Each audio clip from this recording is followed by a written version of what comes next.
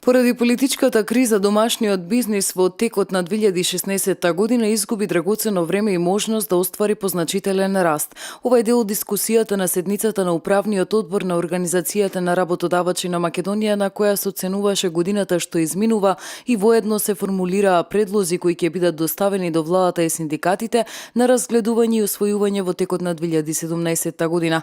Ова го изјави председателот на Организацијата на работодавачи на Македонија Ангел Димитров. Работодавачите се свесни за моменталната состојба во која се наоѓа државата, за таа политичка нестабилност и дека знаеме ваквите резултати од изборите ќе донесат и понатаму подолгорочна нестабилност додека не се формира една цврста влада.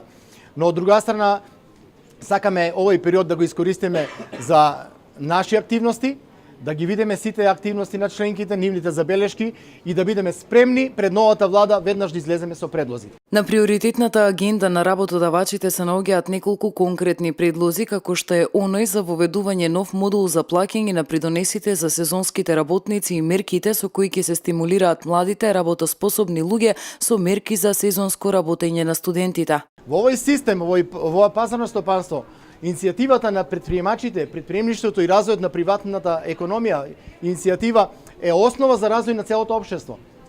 Ние сме тие што ја ствараме ново создадена домашна вредност, ние сме тие кои најмногу влијаеме на полнењето на буџетот, на остварувањето на средства, девизни средства од извоз. Затоа треба и да се смени свеста, сваќањето за нашата улога во општеството.